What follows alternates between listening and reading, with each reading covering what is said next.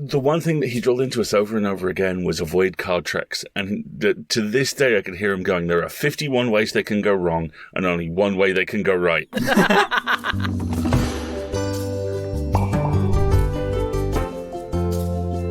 Rusty Quill presents Enthusiasm. Hello, friends and fans, and welcome to Enthusiasm, the show where we talk about a few of our favourite things. I am your host, Helen Gould, one of the best Rusty Quillers, and today we're talking about magic! And I am so excited and pleased to be joined by Alistair, Martin and Sean.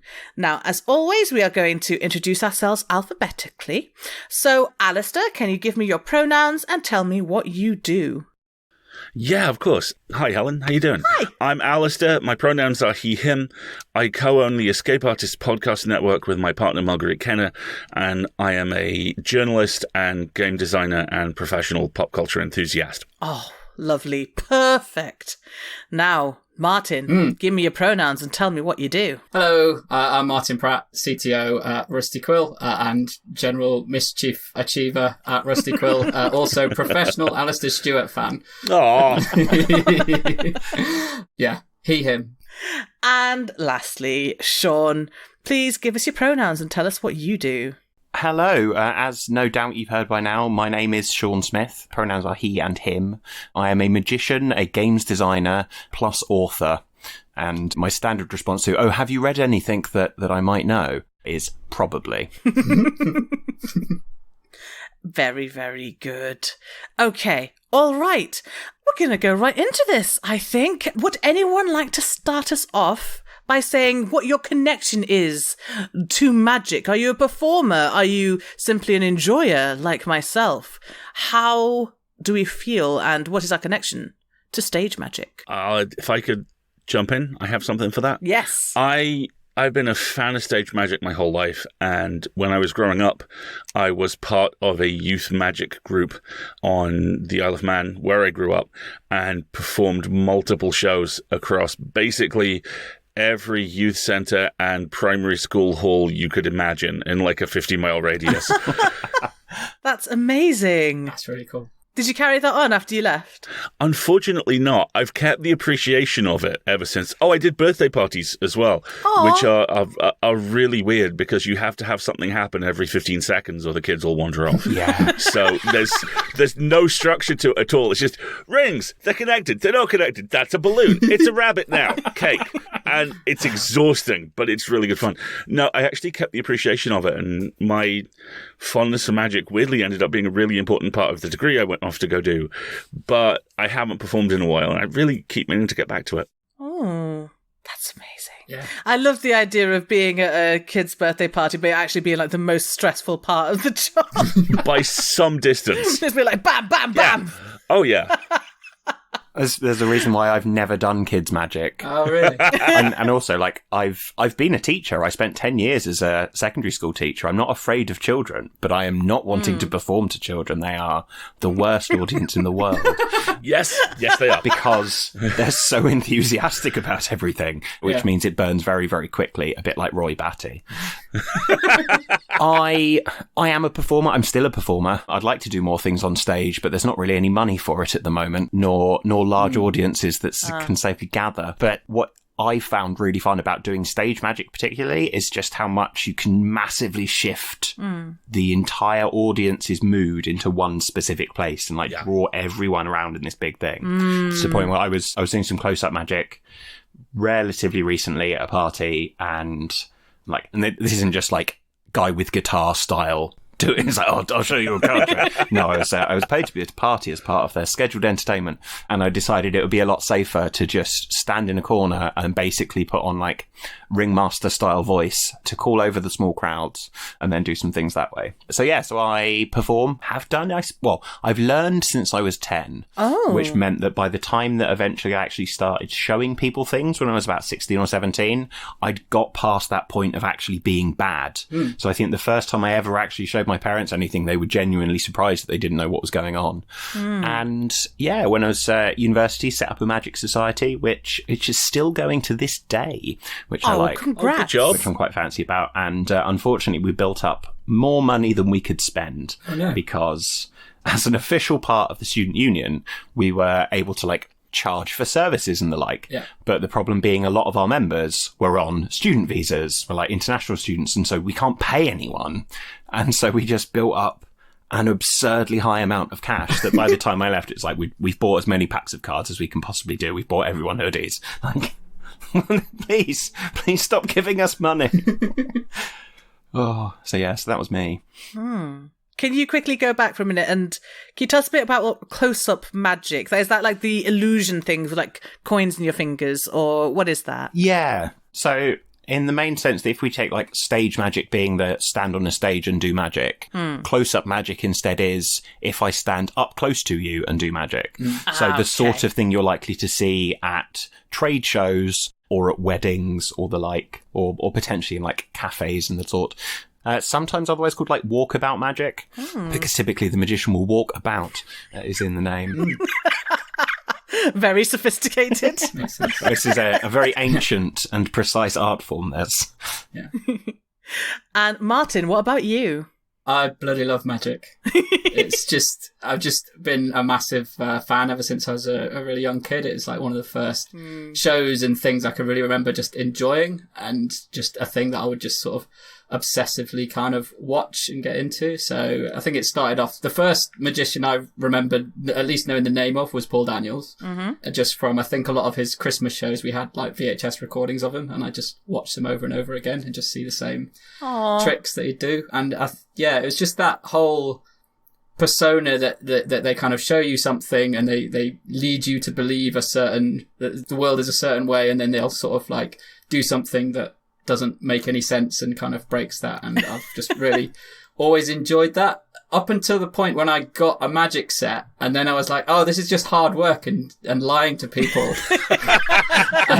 I kind of lost interest as soon as I realized that right, if you actually know how to perform and do the tricks, then it's not magic anymore. It's just you figuring out and tricking people. So I lost the interest to kind of perform magic from a very young age, but I've always been fascinated in kind of the process and how people and how people do it, and what a trick is and what good magic kind of is. And I'm a big fan of the content and the way that it's made. Do you think that's what inspires you in your various Photoshop? I think so. Yeah, there's that element of, because that's a lot. My career in tech is kind of, because it is that you run a few commands or you change a few things on a screen. That is kind of simple and the low effort cut that I was looking for as a child to kind of get that kind of performance. Technology is actually a much closer kind of parallel to that than real stage magic. So yes, I definitely agree that's where that kind of stuff comes from. And of course, with your various Photoshop adventures, what you do is you definitely show us things that we were not expecting. That's exactly it, yeah. Oh, Martin. Although I do disagree. Technology is incredibly complicated to me. I don't know how you do it. There's an Arthur C. Clarke quote that might possibly fit this situation. Oh yeah. That any sufficiently advanced technology is indistinguishable from magic. So in a way, Martin is absolutely insightful here. Yeah. It's interesting, isn't it? Shall we talk a bit about the actual performance of magic, being on stage? I mean, Martin, I'm completely on your wavelength here, and that I can't do it. No. But I very much enjoy it. Although one time I was tricked into doing it. Well, that's the idea, isn't it? Yeah. Yeah. Now, Sean, I think you were there. It was a magician did the 5 rings trick and had me hold some rings and then made them lock together while I was holding them, and I didn't know how it happened. I love that. I still think you did genuinely do it, though. I didn't. I was just holding them. See, this is if we're going to get into movies and prestige and things like that, this is it, isn't it? You know magic really deep down inside. You're just pretending not to. Right? Yeah. Oh, Martin, that's very beautiful. Anyway.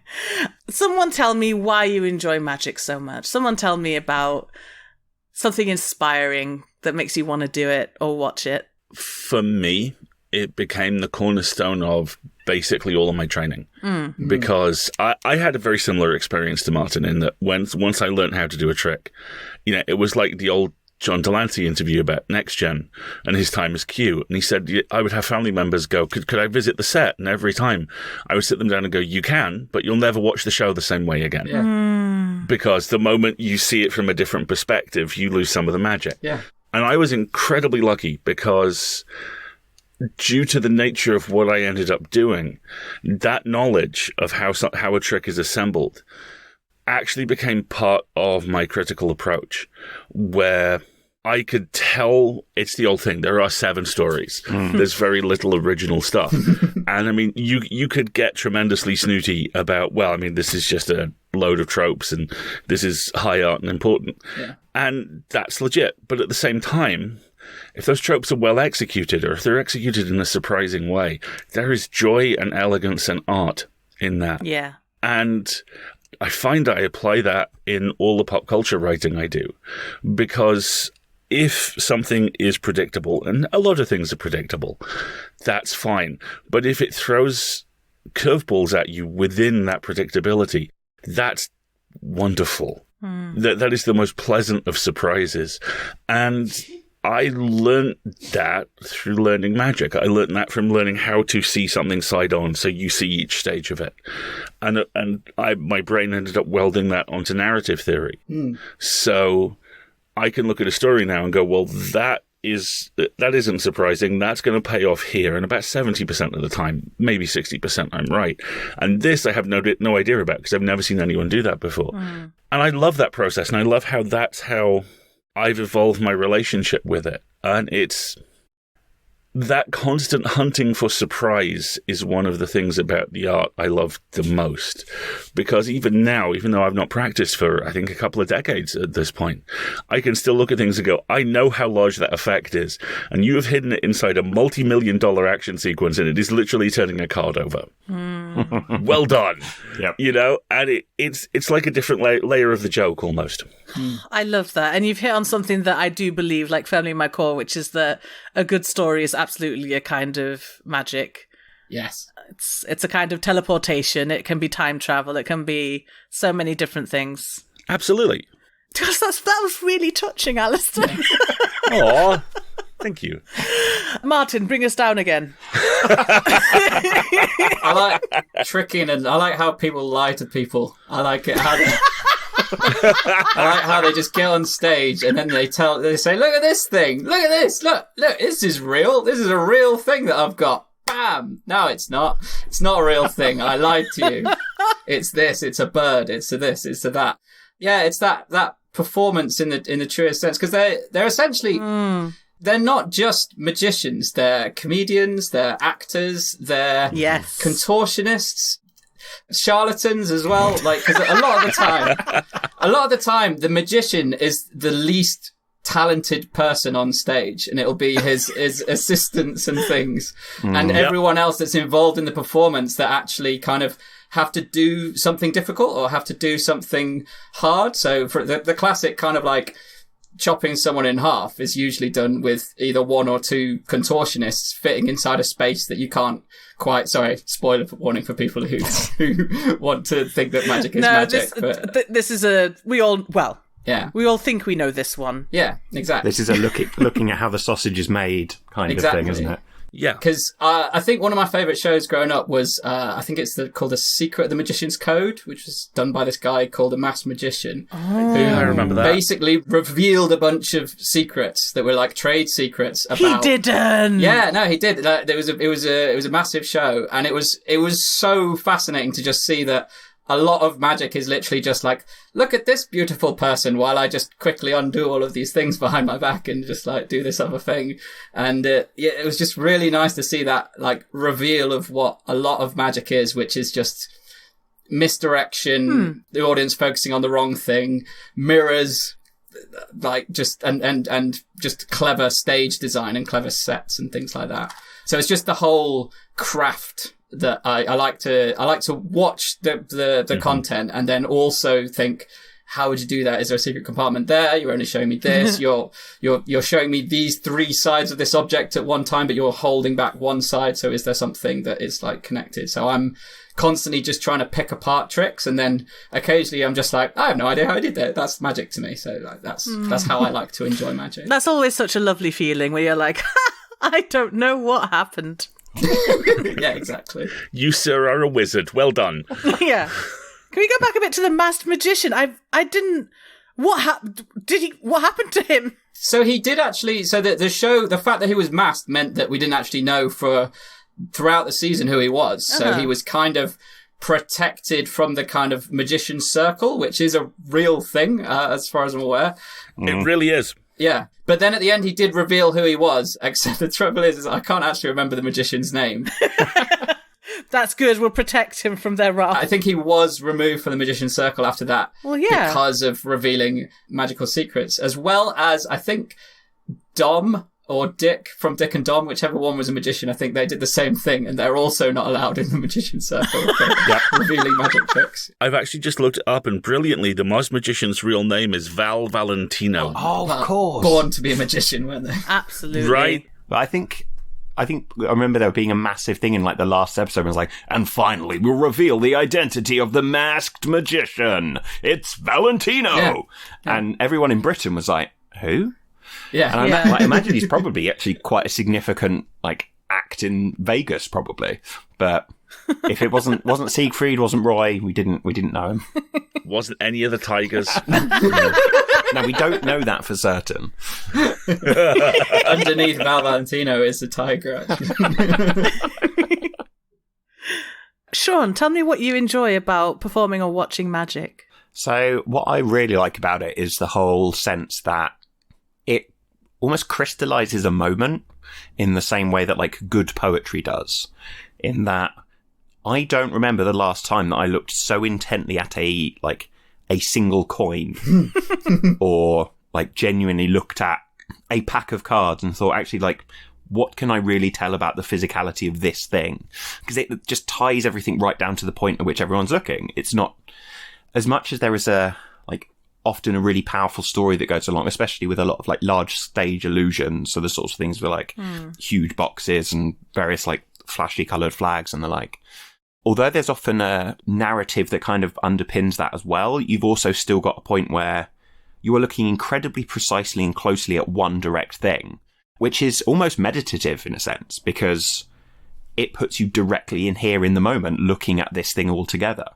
And that part of like the same reason that I enjoy watching like anything on a stage is because you can feel the audience are all in the same audience versus talking with your friends about something that you've each watched separately. And I think that whole we are here now as one thing is, I don't think anything does it quite as well as magic does, because it takes in your previous assumptions and just like pulls back down to it's like, you've seen coins. You don't think about them, but I'm going to make you think very hard about them right now by proceeding to pull 20 to 80 of them randomly out of the air and then throw them into a box where they turn into fish. Sean, I want to ask you a little bit, because you've been talking about sort of illusion magic and coins and cards. Actually, no, I'll open this to the floor. And the question is, what about mind reading? I have a really embarrassing confession, which speaks to this. I am a very good hypnotism subject. I have been told this. I used to have a colossal fear of the dentist because I'm lantern-jawed, so I can't be properly anaesthetized on my bottom jaw. Oh. And I was actually sent to a hypnotherapist to deal with this, and I still have the trigger for that. It still works to this day. But I had no memory of any time passing. I thought I just lay down, closed my eyes, and they talked to me for a couple of minutes. And when I woke up, they went, yeah, you're one of the best subjects I've ever had. It took about half the usual time. And I was like, thanks. And I'm still waiting for the trigger to murder Abraham Lincoln. This relates to magic because a few years ago, Marguerite took me to a Darren Brown show for my birthday. Oh. And she knows this. and knew this ahead of time. So we showed up 5 minutes before the show started, not 25 minutes. And we had the conversation about, we're not going to hang around in the lobby. You're not going to answer any questions. It's all going to be fine. So he comes on stage and starts talking, and he starts selecting. He starts off with this kind of icebreaker where he's like, gives you 3 questions, and depending on what your answer is, you sit down. And at the end of these 3 questions, like 4 or 5 people were left standing up, and Marguerite was one of them. And he, at this stage show at least, he selected volunteers from the audience by throwing aerobies into the audience, and the person who caught it came up on stage. Throwing what, sorry? Aerobies, those kind of circular boomerangs that don't come back. They're just like little frisbee-looking things. I thought those were called quoits. They may also be called quoits. Okay. I had pierogies and thought that you were throwing out potato dumplings or something. Pastry. Oh, I'm hungry now. I want pierogies now. But it was only after the show had finished that we realised he had not thrown these into the audience sections where the people had been left standing up after these 3 questions, because they were designed to pick out people who couldn't be manipulated. And like I say, Margaret was one of the 3 people left standing at the end of these questions, and I was the first person to sit down. So that is why Darren Brown does not have me as a useful hypnotized patsy, basically. Wow. I've been hypnotized too before when I was at university. How did it go? It was very strange. Isn't it? Yeah, I mean, it sounds like you don't remember it at all, but I remember it, and I just remember just feeling extremely... I don't know if it is possible to feel suggestible, but I just was like, yeah, I'll do that. Yeah. Why not? Chicken noises. F***ing A. Let's go. Yeah. Pardon me. Yeah, I was like, this will be great. Martin, what do you think about mind reading and hypnotism and things like that? I'm really glad you brought up Darren Brown, because I think that he is kind of where, like, the escalation of modern magic and where we're at with the stage performances. It's not enough to kind of just have trick objects and sleight of hand and have objects appearing and disappearing. We like to think that we're in control of our minds and we're in control of our thoughts and things like that. And he is very good at not only the hypnotism stuff, but also at just kind of convincing you that what he's doing isn't just magic, that he's somehow also controlling you in a way and manipulating you in a way that you're not completely in agreement with. Watching his shows and doing that same trick of like, you can't just be like, oh, he's holding an object in a weird way. It's more like he's saying all of this stuff in a way that is very convincing, but if you kind of follow his logic to the letter, and there are occasional sort of flaws to the things that he seems to predict. So he might say like, think of a number, and you'll say, oh, what was it? And he'll say like 16. And then we're like, oh, well, I had 19 written. And then later on, it'll be like, oh, it was 3 away. But he got the information kind of after, and the timings of things is so he might have it was 3 away written down somewhere, and then someone says 16, and then he can say 19, and then the order in that seems predictive and magical, but actually the way in which the information is given in that particular order is not, so to say, it's not an actual prediction. Same thing when he kind of predicted the lottery numbers, was the lottery numbers came out, and then he showed us them in a very, very quickly, which I don't know how he did it or what was used. It's a magic trick basically, but at the same time, I don't believe he can predict the lottery and things like that. No. There was a podcast called The Parapod, and one of the hosts said something like, Darren Brown is the closest thing we have to the devil. Yes, I agree. Yeah. Totally. I was like, Barry, no! Yeah. Sean, how about you as a currently practicing magician? Indeed. Well, I think before I go into that, I want to say one of my favourite things about Darren Brown specifically is he will pepper his script with the answers Yeah.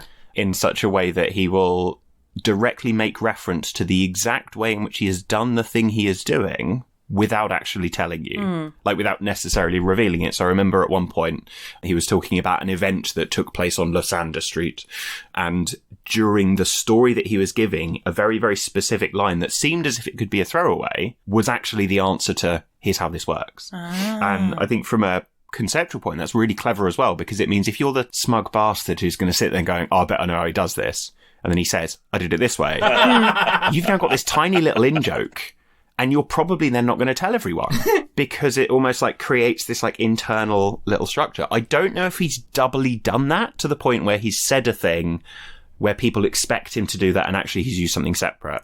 It's more likely he would have done that when he was working with Andy Nyman, because Andy Nyman is the fan of that sort of, I'm going to trip you over 3 times at once.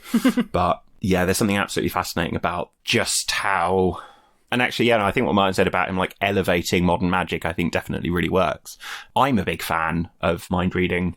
My stage show is primarily a mind reading stage show, just with a more bookish bent. Oh, wow. To the point where I did a show a few years ago called Mind What You Read, where the premise of it is the book you read on the tube actually reveals everything I need to know about you, and I can use that to do stuff. Which did mean that I got to reveal the world's most psychically charged word, which is the word doormat. Ah. So if you think back to the very first Ghostbusters film, at the beginning of it, Bill Murray's character is testing the psychic capacities of his students by getting them to focus on different ideas from different cards.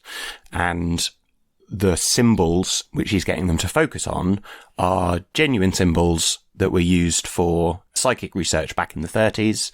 They're known as like Zener symbols or Rhine symbols. And they work because they are visually as distinct from each other as possible. So it's unlikely that you're going to get confusion between the two. Pretty much in the same way that the like eye charts in an optician's are quite close to each other, it almost works on the opposite way instead. And the added benefit of those symbols as well is that they are entirely free of like cultural significance as such. So although there is a cross, which looks essentially like a plus sign, it doesn't look like the Christian cross, for instance. And because of this, that was designed as such to be as free as possible from any sort of like primed belief or the sort of thoughts that someone may come to instead. And what you can also do with them then is take each of the symbols and almost represent them as a letter. So, like, the circle already looks like an O. The cross looks a little bit like a lowercase t. If you take the star, that's pretty much the world's most excitable A. You can take the 3 wavy lines, turn them on their side, they look a bit like an M. And if you shave the corners off the edge of the square, then it looks a lot like a D. So if you take all of those and put them in a single word, then you get the word that the most psychics in the world are focusing on at any one time. And that word is doormat, which does then prove quite useful for trying to get people to focus on particular different ideas if you're then trying to read their minds. So that was so cool, particularly amusing for me, I suppose. Wow. Excellent. I love that. That is very, very cool. I forgot what we were talking about now. Did you do this to me, Sean? We were wondering what you enjoyed about magic, I think was the question. Mind reading. Mind reading! That's what we were talking about. In which case, is there anything else you would like to add about it? I like that it makes people really uncomfortable. Yes. So there's a real fear, and I mean, Alistair kind of hinted at it when he spoke about the fact that he can be very easily hypnotized. That this is a situation that is different from something else. You're not just watching a video. You're not just seeing a strange optical illusion, but instead the impossibility is taking place within your own head, within your own skull.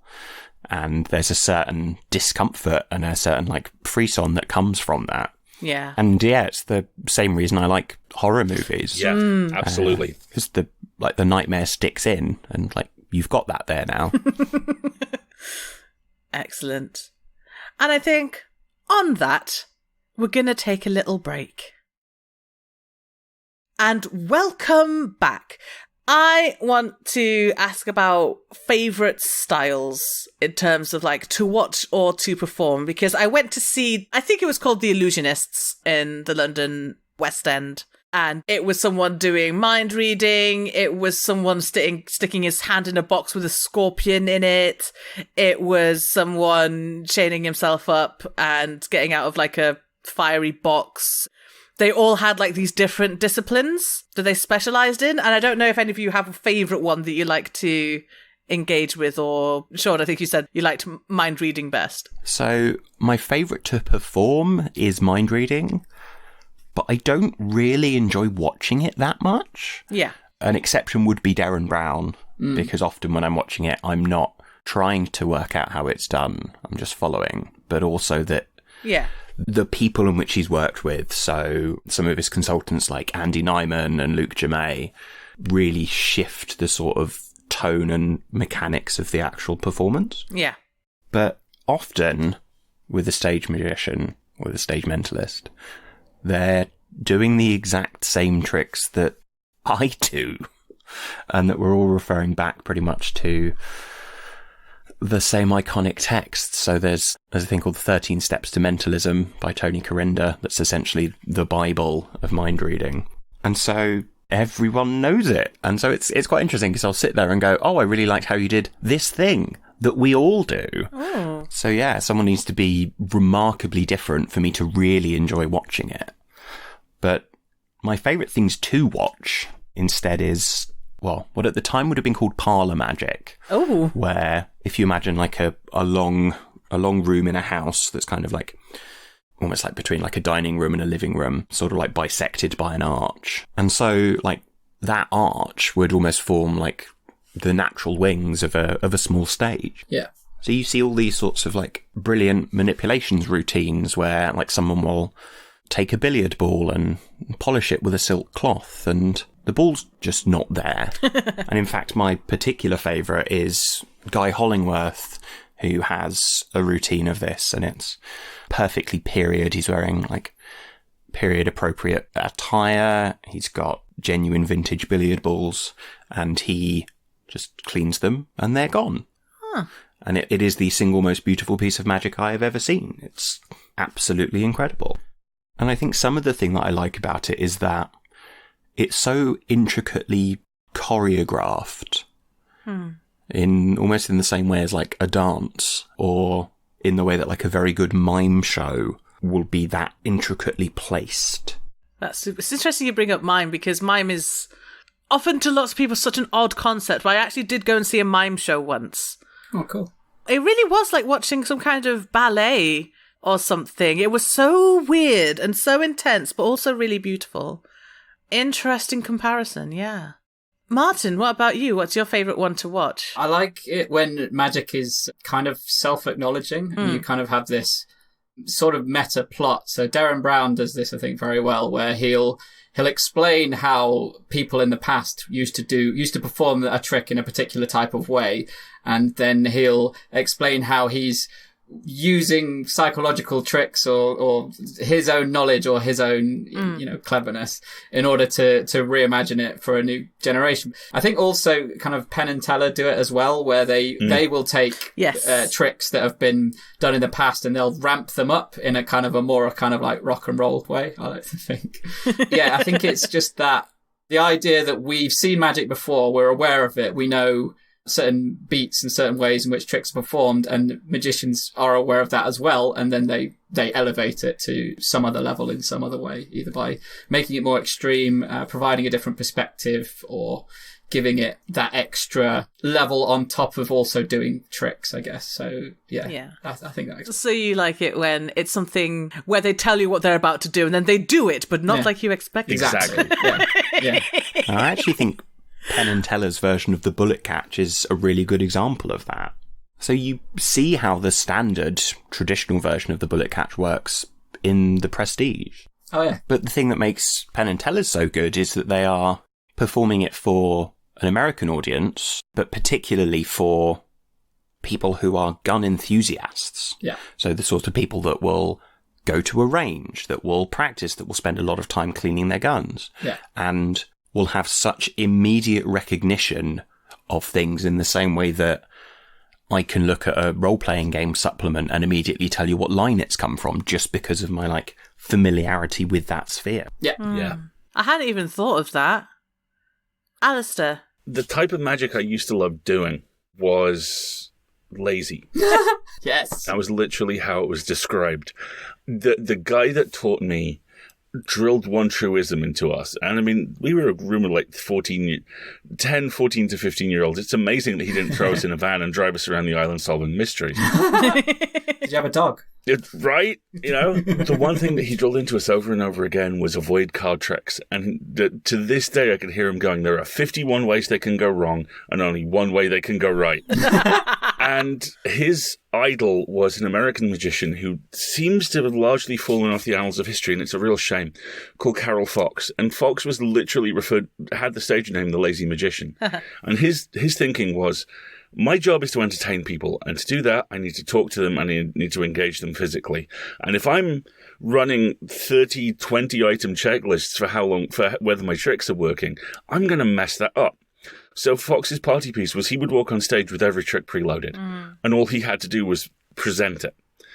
And I was even gobbier as a kid than I am now, to the extent that my last year with Young Magicians of Man, before I went off to university, they basically went, you can't put an act together because you've got A-levels, so do you want to just script write the show? To which I went, yes, thank you. So I used to love tricks which weren't tricks. I mean, the one which is still my favorite is I used to put a needle through a balloon. And I've told you how I've done it by saying I put a needle through a balloon. And it was a foot-long knitting needle with a piece of red thread on the end and transparent balloons that I'm fairly certain were knockoff condom rubber that had been sold cheap to a magic supply store. They smelt foul. Oh, Wonderful. no! But the image of this red thread running through the middle of this opaque balloon always gets a response from an audience, because they're like, "What? How did you do that?" And it was the only trick I was ever asked how I did it. And every time I said, well, what did you see? I put a needle through a balloon. You put a needle through a balloon. Yeah, that's how I did it. And stuff like that invites the audience into this benevolent conspiracy of, yes, I want you to fool me, especially if I'm not fooling them at all, is stuff that I get a huge kick out of as a magician, and I get even more of a kick out of as an audience member. And not just with magic either. Professional wrestling, strangely, hits very similar marks a lot of the time, as do heist movies. Oh, I love a heist movie. One of my favourite TV shows is Leverage, which has just come back as Leverage Redemption. And every damn episode of that show is a magic trick. Every single one. Yeah. And it just perfectly summed up by the idea of the prestige being, or did I? Yeah. You know? And I love stuff like that. I love things which set out and go, I'm going to fool you, and do it in such a charming way that you go, I'm going to let you. And then it goes, by the way, these are your trousers. And you're like, I'm sorry, what? I really dig that. So do I. Like, I do. The thing that I really love about going to see magic shows is that I know there's no point in me even trying to think about it. I can just enjoy the thing. Whereas everything else I go to see, even if I try my best not to, there's a part of me that's like, I see that this narrative beat is happening. Or, ooh, they should have had a consultant on that one. But a magic show, I'm just like, I've got no idea what's going on. I get to just sit and enjoy.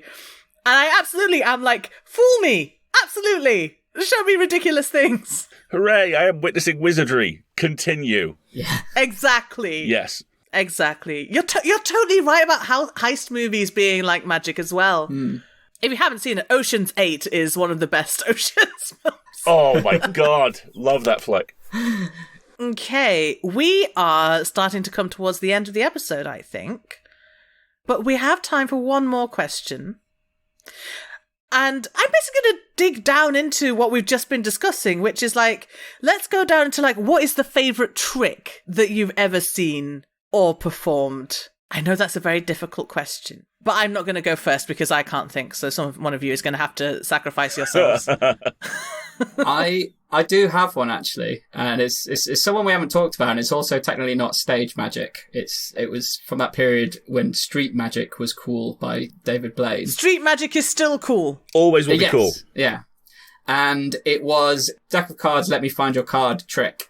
Except he made a motion and it was on a car that was just traveling past the person's on the street. And you know that there's probably, like, he probably, you know, gave it to someone the car wasn't necessarily, like, you know, there could have been any number of ways that it could have been done. Yeah. But just because you're on the street and it's not a stage, so it feels like he can't be prepared, and it feels like he's literally there being a magical person doing this trick in front of you using objects that he has no access to or he can't do anything with. That trick always stands out to me as one that I'm just like, wow, he's taken the magic show out of an environment that he is in complete control of and moved it somewhere else where he's not in complete control of. And that feels very magical. Oh, that's super cool. That totally counts. It does. Any other takers? So I have already described the single most beautiful trick that I have ever seen, which is Guy Hollingworth's billiard balls routine, which I don't think has been recorded. So I think if you want to see it, you'll have to see it live. Lovely man, very tall. He's functionally Magic's answer to Hugh Grant. Oh! He's a working barista. No, he's a working barrister. Oh. Very different things. He likes coffee. But my favourite trick I've ever performed is one called the Grand Illusion, where, I mean, it's partially for the pun in its name, but I invite someone onto stage, they write a swear word on a doily, and then I hypnotise them into thinking that they are their own grandmother.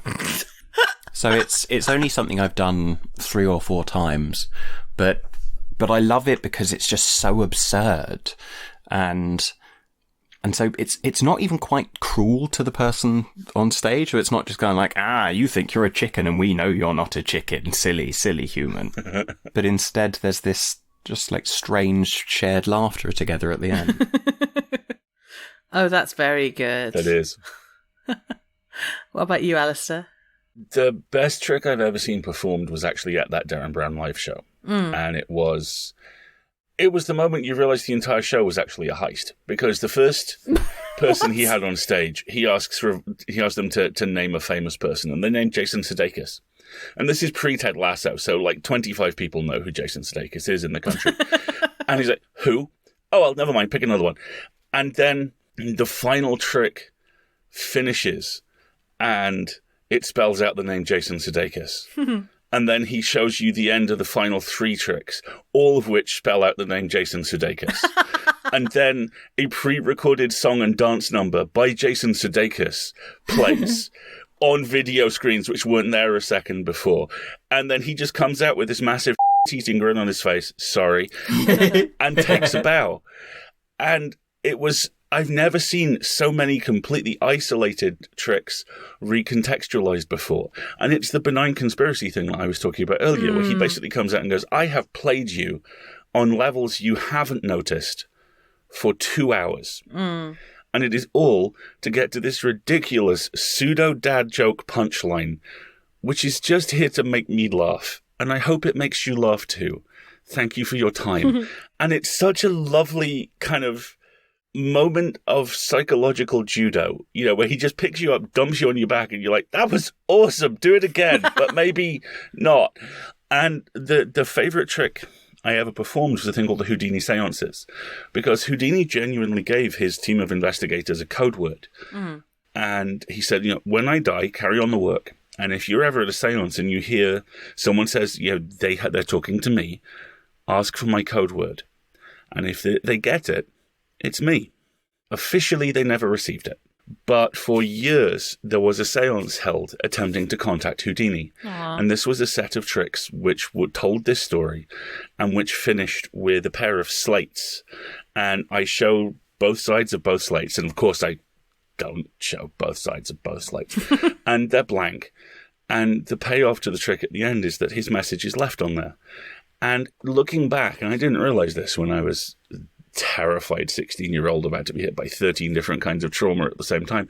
It's a really beautiful trick because it embodies the absolute edge of theatrical magic and the absolute edge of parapsychology, and it dances along that line and tells you a story, and it tells you a story through surprise, and a story which is ultimately hopeful. And I really dug it. It's that and the balloon are the two tricks I still think about, even now. Alistair, almost everything you've said has been so deep. I can't compete with this. Oh my gosh, we've got to get you on more episodes. Oh, thank you. I think we need to get him on a stage, putting a needle through a balloon, where the thread then spells out Houdini's code word. I would love that. Oh my. Magic's definitely one of those things that doesn't translate in an audio format, really, does it? So, like, you can perform a trick and then it just, like, no one would notice, would they? If everyone was if everyone was just listening to it, that'd be such a strange and unnecessary thing to do, wouldn't it? Is this your card that no one can see? Yeah. Hooray! I love a visual joke in an audio medium. Exactly. I truly do. Listener, will you ever know what it is? Possibly not. What do you mean? That was just off the cuff.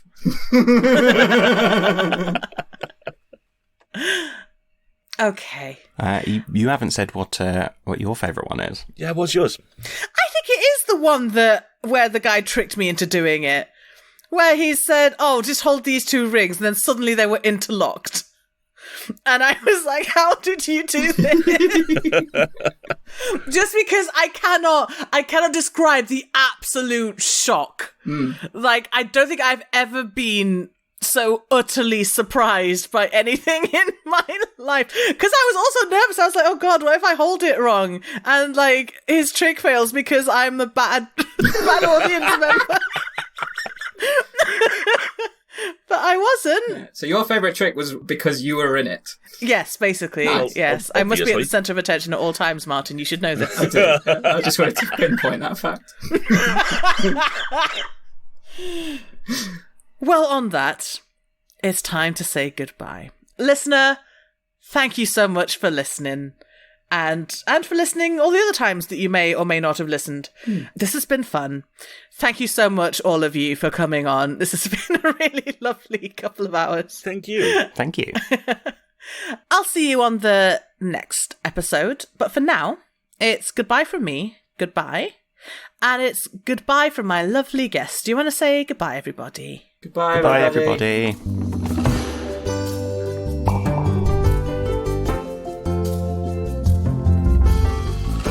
Enthusiasm is a podcast distributed by Rusty Quill and licensed under a Creative Commons Attribution Non-Commercial Share-alike 4.0 international license. It is directed by Helen Gould, produced by Lowry Ann Davis, with executive producers Alexander J. Newell and April Sumner, and edited by Marissa Ewing, Tessa Broom, and Catherine Ranella. Thanks for listening.